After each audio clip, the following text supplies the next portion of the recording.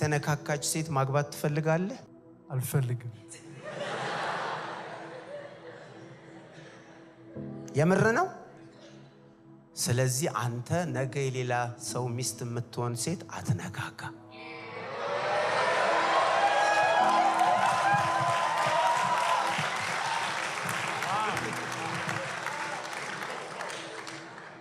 አሜን በላ። አሜን።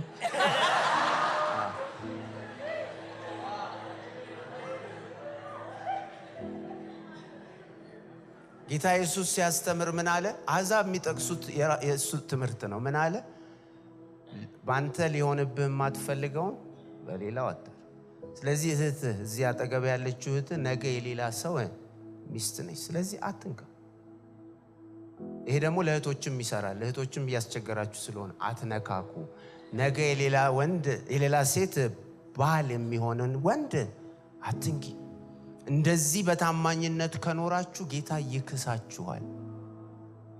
እግዚአብሔር ለሚጠብቁት ለሚፈልጉት የሚክስ አምላክ ነው። እግዚአብሔር እንዳለ ወደ እግዚአብሔር የሚመጣ እግዚአብሔር እንዳለ ለሚጠብቁትም ደግሞ ካሳን እንደሚሰጥ ያምን ዘንድ ይገባዋል ይላል ዕብራውያን 11:6።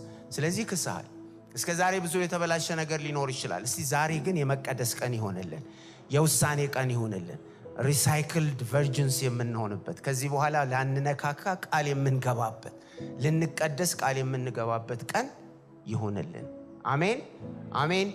እና ወሲብን ደግሞ ስንፈጽመው ለማን ክብር? ለእግዚአብሔር ክብር እንጂ ለራስ ደስታ የሚባል ነገር የለም። ህይወት የሚኖረው ለጌታ ነው። ደስታችንም ለማን? ለጌታ ነው። ለጌታ በምናደርገው ነገር ነው እኛ የምንደሰተው።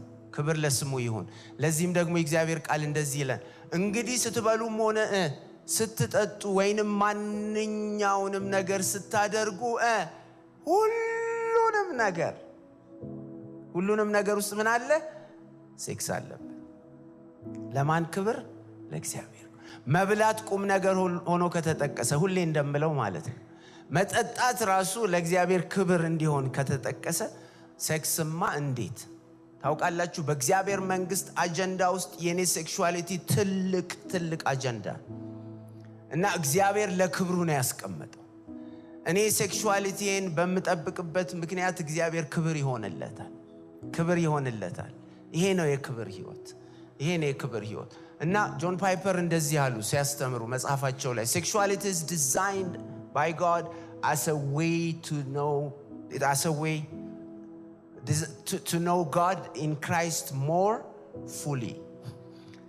እግዚአብሔር እኔና እናንተው ሴክሹዋሊቲን ያስቀመጠው በክርስቶስ አማካይነት ክርስቶስ በኖረው በዛ በከበረ ህይወት አማካይነት እሱን ይበልጥ እንድናውቀው ነው። በቅድስና በመኖር ውስጥ እግዚአብሔርን ማወቅ አለ። ሴክሹዋሊቲያችንን ጋርድ በማድረግ ውስጥ በቅድስና በመጠበቅ ውስጥ እግዚአብሔርን ማወቅ አለ። እግዚአብሔርን ማወቅ በእጅ መጫን አይመጣም። እግዚአብሔርን ማወቅ በህይወት ነው የሚመጣው። ስትኖረው ነው የምታውቀው። ክብር ይሁን። የሚኖር ትውልድ ሊነሳ ነው። የሚኖርለት ጨካኝ ትውልድ ሊነሳ ነው።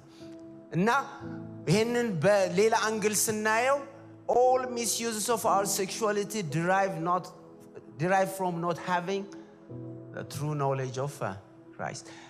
እኔና እናንተ ውስጥ ኃጢአት ፖርኖግራፊው በሉት ማስተርቤሽኑ፣ ቅድመ ጋብቻ ሴክሱ፣ ይሄ መዳራቱ፣ መነካካቱ፣ መሳሳሙ ሁሉ ያለው ለምን እንደሆነ ታውቃላችሁ?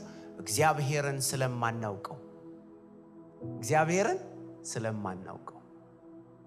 እና ዛሬ እያወራን ያለነው ኢሹ እግዚአብሔርን የማወቃችንና ያለማወቃችንን የሚለየው መለያው ስታንዳርዱ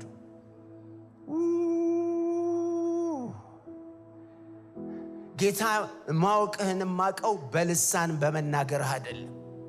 የጌታ መሆንሽን ማቀው መገለጥ በማምጣትሽ አይደለም። የጌታ መሆንህን ማቀው አጋንንት በማስጮህህ አይደለም።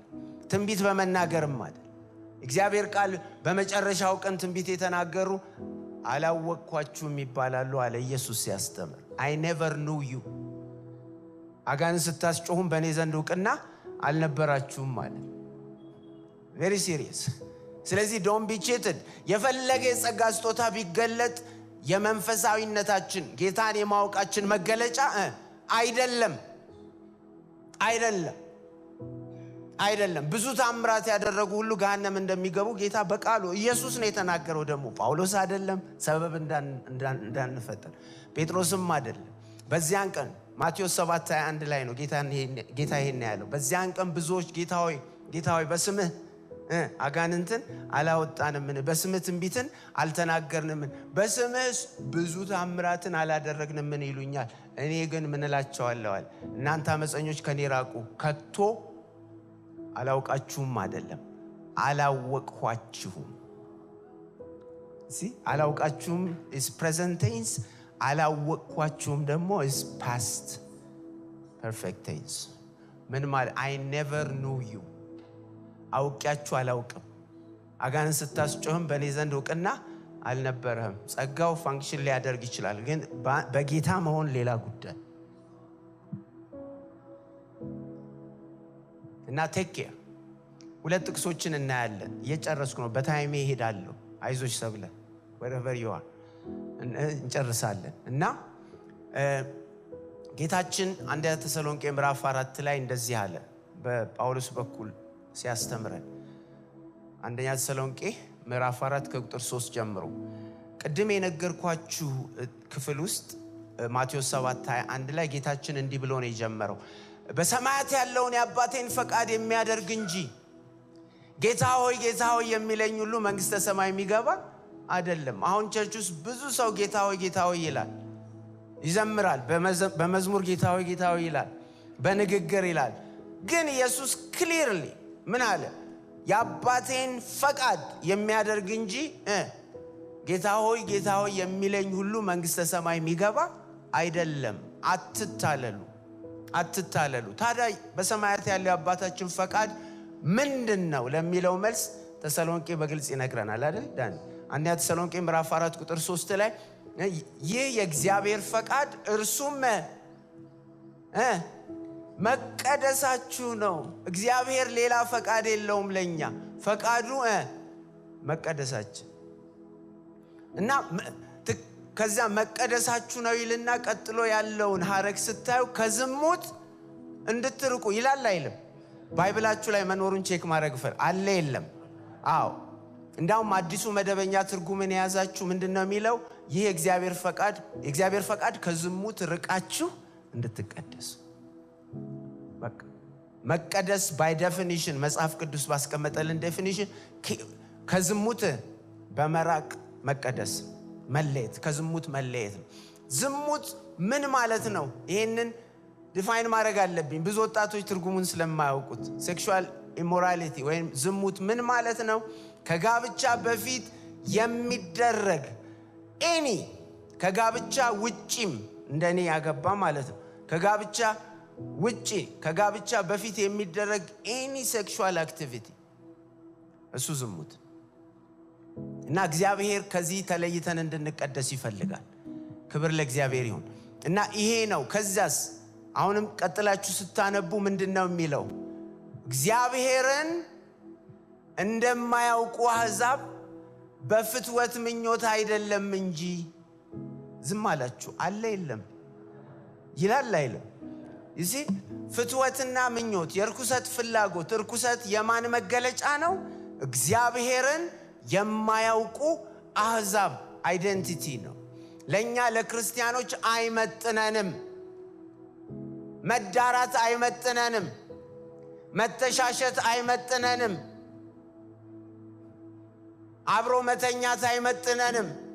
ነገ ላገባት ነው እንዴ? ዞሮ መጋባታችን አይቀርም፣ እጮኛሞች ነን። ስለዚህ ብንሞካከር አይቻልም። ተሞካክረህ አትገባም። የሚሞከር ዕቃ የለም። ተሞክሮ አፕሩቭ የተደረገ ነገር ነው የሚሰጥ። ጸልይ እንጂ በጌታ ፊት የሚሰራ ነገር ነው የሚሰጥ። መጣጣምህን የምታውቀው አምነህ በመግባት። አሜን አሜን። የእምነት ትልቁ መገለጫ አባት ሆይ ፈቃድህ ነው ወይ እሷን እንዳገባ ብለህ ትጠይቃለህ። የእሷ ባለቤት የሆነው አባትህ ደግሞ አዎ ፈቃዴ ነው ሲልህ አምነህ ትገባለህ። እንደሚሰራ ሞክረህ ትገባ። የሚሞከር ባጃጅ የለም እዚህ